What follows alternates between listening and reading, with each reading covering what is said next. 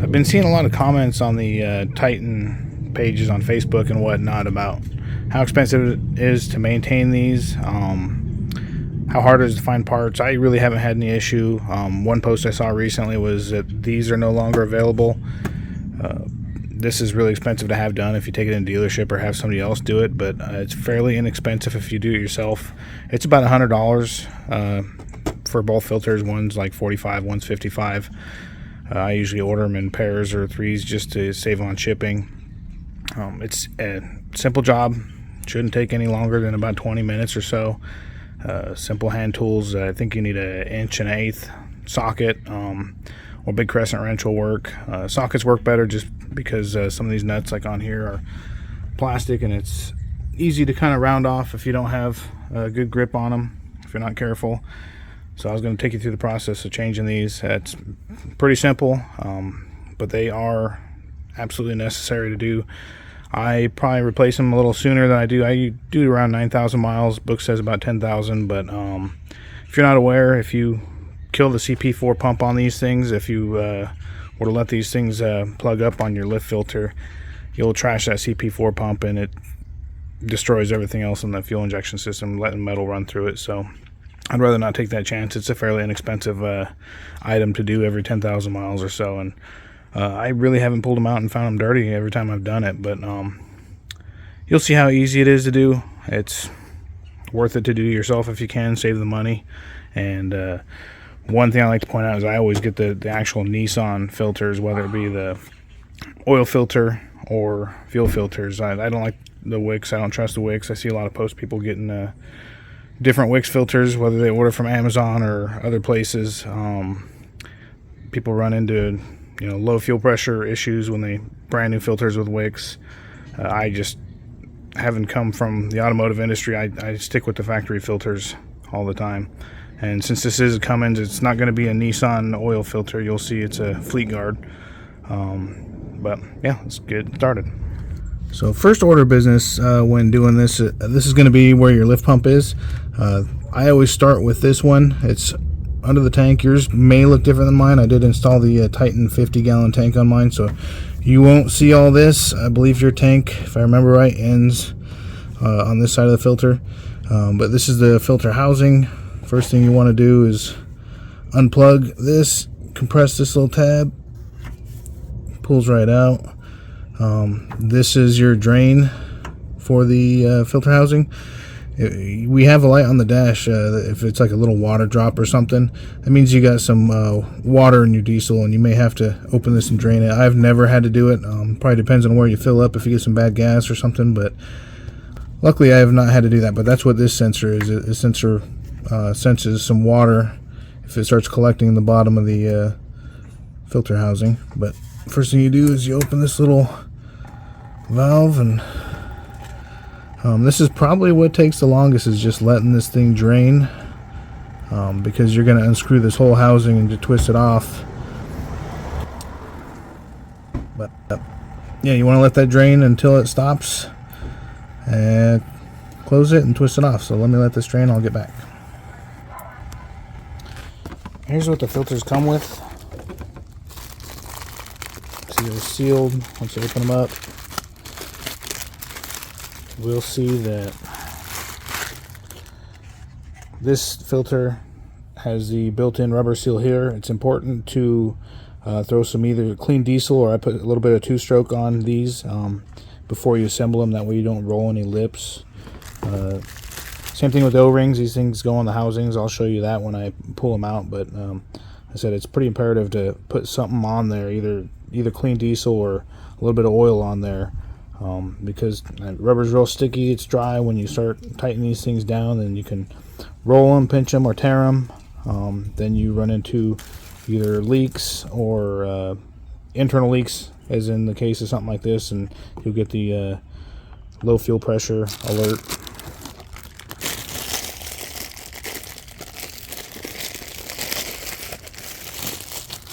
Same goes for this one. This one comes with the O-ring for the housing. That's for the filter housing. in the inside. It's actually got O-rings in here. So this one outer O-ring, you want to definitely lube that one up before you reinstall it, because they're in there just like any other O-ring. They will roll out on you. So that's pretty important. I think maybe some people make some mistakes with that, and they wonder why they get the low pressure light. Factory ones do come with little instructions on how to do this. It's pretty straightforward. I don't know if the wicks do or not, but I've never had to use these really, because it's pretty self-explanatory. Once you pull everything out, it's, pretty easy to do, honestly. But if you need these, they are available if you order the genuine Nissan ones. Like I said, I don't know if the wicks offer these or not. Alright, now that this thing stopped draining, we can close our little petcock here. Again, that's an 1 1/8. Looks like the socket is. I don't know if you can see that.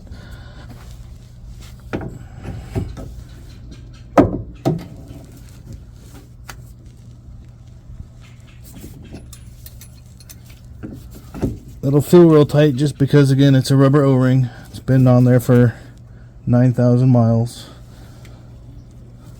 So it's going to give you a little bit of resistance the whole way around for a while.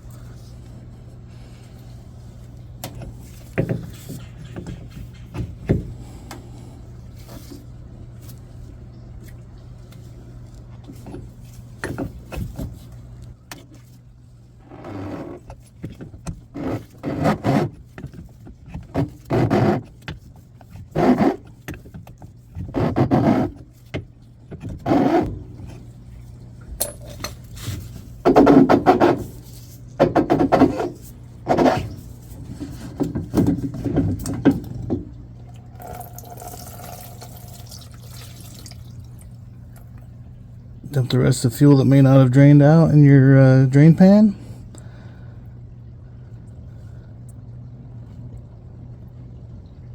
And we'll take it up to the table to replace it.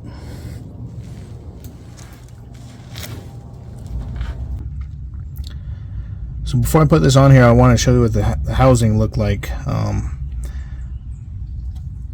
The outer O-ring seals up against here, and the inner O-ring in the filter itself seals up against this shaft here. So this is what it spins on. There is an issue with these trucks. I did suffer it with this one, to where you can see the fuel lines up there. They go from the tank and then feed the front filter. There's like a T-fitting up there, and I had that leaking at one point, and I thought I was going to have to order a whole new lift pump housing here. But it turned out it was just O-ring on the plastic fittings up there, and it was a $2 O-ring fix. Just pulled it apart, threw some new O-rings in, and good to go. Haven't had that issue. And I've seen plenty of other people have that leak. So if you see an external leak on this housing, a lot of times, like, the dealership will just sell you a whole new unit here, and they're like $600. But it may just be an O-ring on the top. You just got to pull it down. It's fairly easy to pull that off. Unplug those two hoses and pull it out. So save yourself some money and fix it yourself. Alright, so this is what the filter housing looks like when you get it out. You can see the filter just kind of presses in. I always just look in there, and you can see the filter has kind of a little relief area for the water to drain down in there. I don't know if it matters or not. That's where the water drain is. That's where it was originally from the factory when I pulled the first one out. And so I've just kept it that way. I don't know if that would make a difference or not, but better safe than sorry. It's got these nice little indents here. You can stick a screwdriver and kind of work it up. The filter doesn't come out too hard.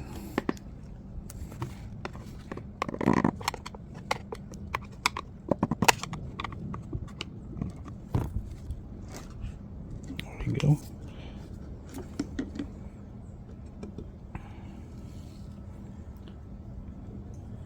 It's probably the darkest filter I've seen in this truck. Like I said, that's about 9,000 miles. Not sure what all that stuff is. It might be, but not too bad. I always inspect the fuel in there, make sure there's no metal shavings or anything. Make sure your lift pump's not starting to take a dump and you got some metal in there. So I'm going to go ahead and dump this out into the drain pan and clean it up. Alright, so I dumped out the fuel. I shined a light in there. No metal shavings, which is good. I'm pretty anal about maintenance on this truck. If you know anything about diesels, they are expensive to fix. So people complain about the cost of maintenance. Honestly, it's really not too bad. I think the savings comes from your fuel mileage compared to a gas vehicle. So I actually think it's cheaper to operate a diesel. But to each their own. I haven't had any issues, knock on wood. Been a great truck, but maintenance is key. You can see the O-ring here. This one's stretched out. It's kind of loose on here.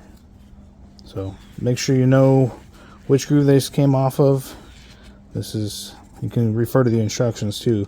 There's only really one groove here, but I've seen people place them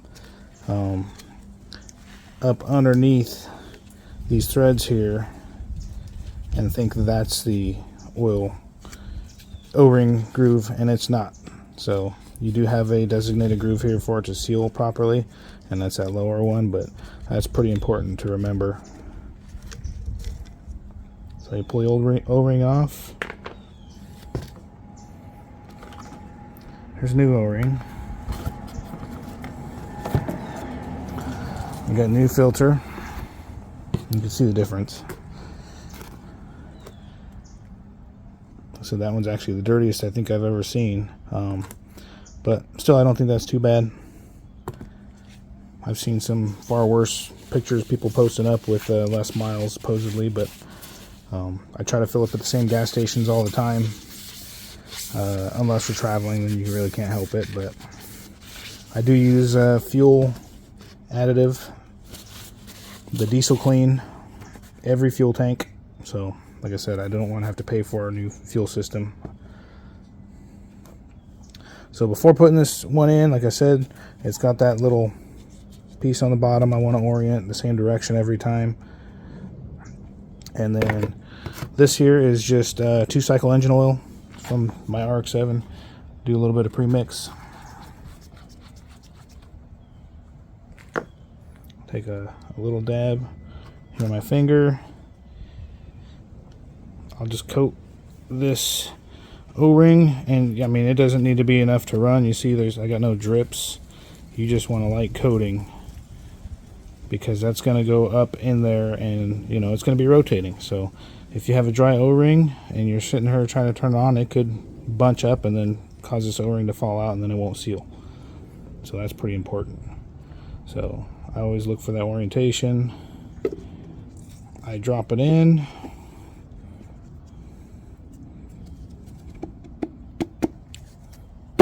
Just kind of presses in there. Nice and flush. Pretty simple. So same thing with the new O-ring. I get a little bit of 2-stroke. So you could do the same thing with some clean diesel fuel if you have that. I don't have a can of diesel fuel laying around. 2-stroke should work fine. I try not to like stretch it real bad. I try to just roll it over. That way it'll fit kind of snug. I said a lot of people make the mistake of doing the same thing right here and be like, okay, that's the groove, right? That's not the groove. So you want to bring it all the way down to this bottom one here.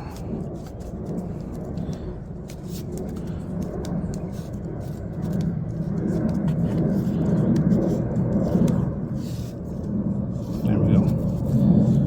Make sure it's in all the way around, and you're ready to reinstall it. Alright, the installation is just the reverse of pulling it off. Make sure your O-ring's set on there right. slide it up on there. Should go on by hand fairly easily for the first few turns. Especially if you lubed up those O-rings. Once you start getting some resistance,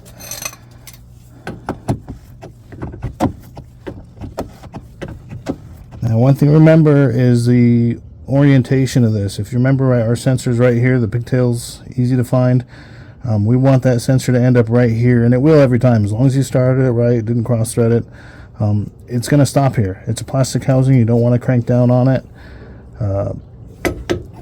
This thing is sealed by O-rings, it's not sealed by thread tightness, so you do not want to crank down on it.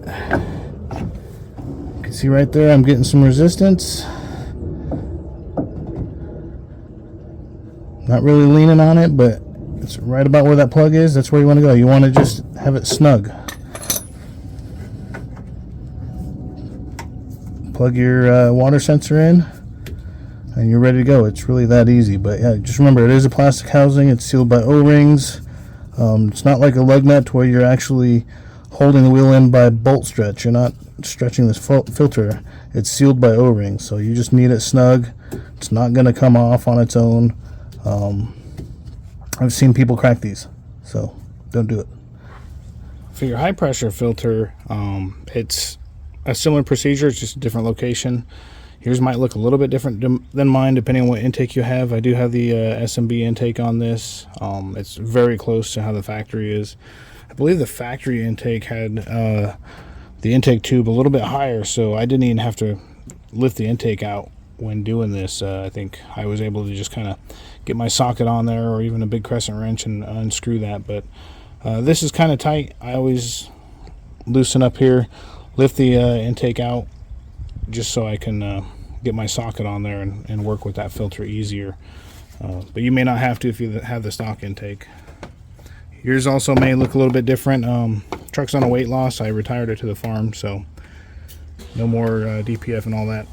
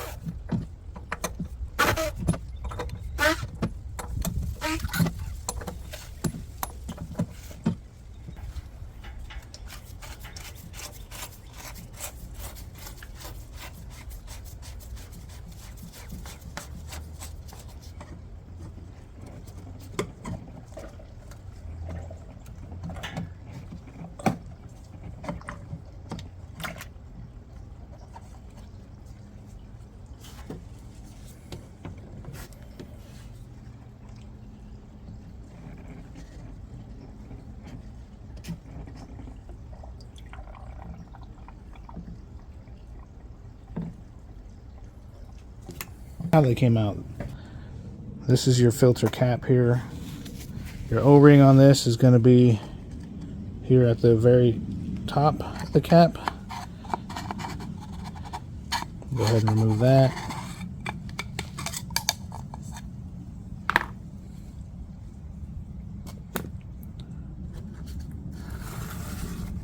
Got your new O-ring here. Two-stroke or clean diesel, like I mentioned before.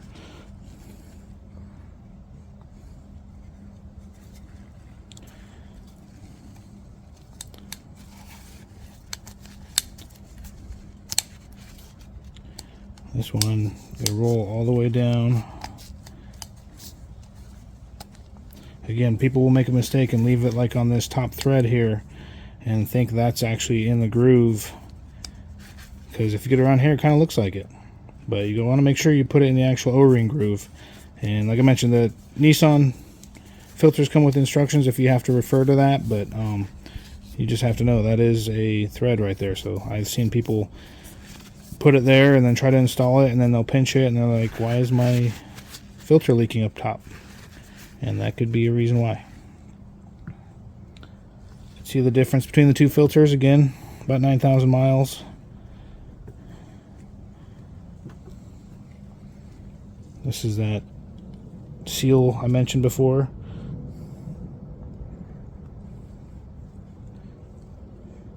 You want to lube up the inside of that seal. Because I don't know if you noticed, but when I pulled it out, this is pointing down, and that seals over that shaft in there. And it's a lot easier if you just slide it right over. So this is what the upper filter housing looks like. Like I mentioned before, I shine a flashlight down there all the time. Just look for any kind of metal particles, shavings and stuff. See any signs of deterioration of the lift pump or anything. I want to hopefully avoid a catastrophe. Hopefully I won't have a catastrophe, but if you're aware of things like that, it can save you some money. But you can see the filter housing, it slides over this here. I don't know if you can see that down there. That's what that inner seal seals on, way down low on the bottom. So the filter actually slides over this, and then the cap just kind of holds it together and holds it down. So the outer O-ring seals up against this lip here, and just like that lower housing, this is a plastic cover. You do not want to crank down on it. It's sealed with an O-ring, so you don't really have to tighten it too much. I do know a company offers a aluminum replacement cap. I might think about that down the road. I got 90-some thousand miles on this truck and haven't had any issues, but again, like I said, I'm not one to really crank down on stuff. This is one of those parts that do break, and you see people saying, you know, I got a large fuel leak up top, and it ends up being the cap. So knock on wood, that hasn't been me, and let's hope it's not in the future. Same thing as before. Installation is just reverse of taking it off. You might have to push up this tube a little bit.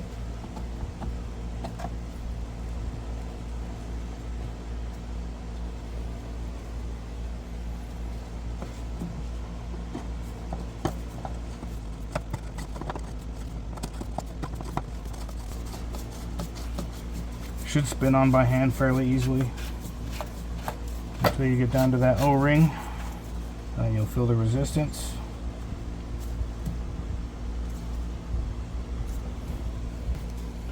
And tighten it down the rest of the way. You see, I'm just giving just a little bit. Once it stops, it stops. You don't want to push it past its limit. Reinstall your intake tube.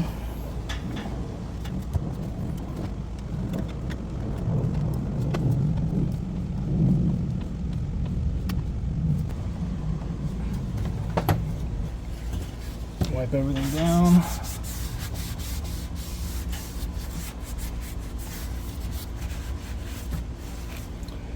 And as far as the mechanical stuff goes, you're good. All we got left to do is prime the system, and let me show you how to do that.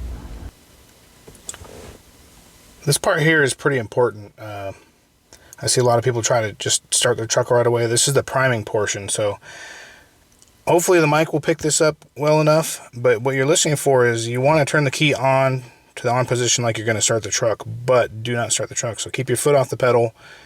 Just go key on. You're going to hear the fuel pump prime, and it's going to sound funny at first because there's air in the system. You got to pump air from that empty filter housing you got in the back, pump it all the way to the front, and make sure you got good high enough pressure. I usually go through a couple cycles of this before even trying to start the truck, but if you just try to start the truck right away, you could put some extra wear on your high pressure pump on the front, which that's the very expensive one.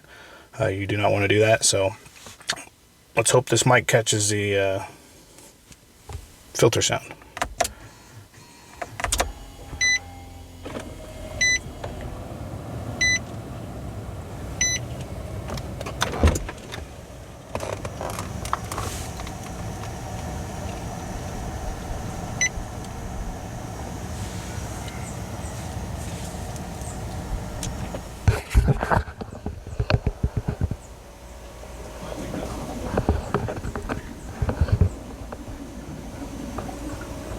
I don't know if you hear that. You can hear bubbles.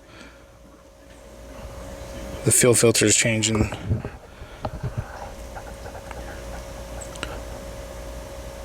These prime for about 30 seconds. The fuel pressure sounds like it's sounding normal now. I'll usually let it go through a cycle right now. Once it stops priming, then I'll turn the truck off and prime it again.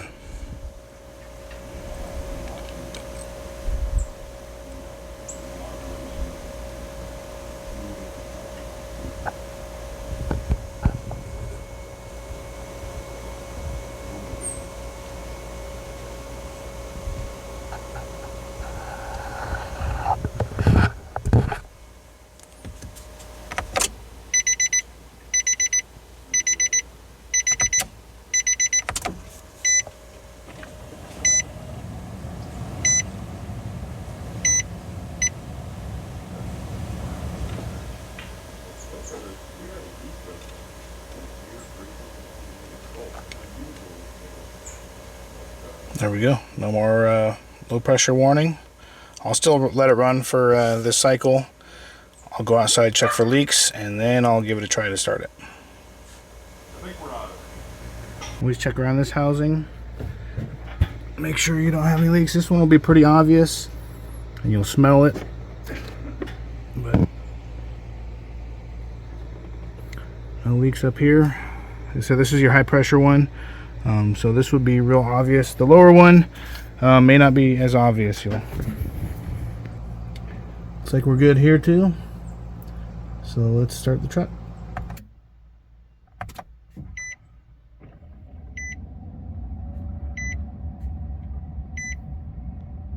There we have it. No more low fuel pressure.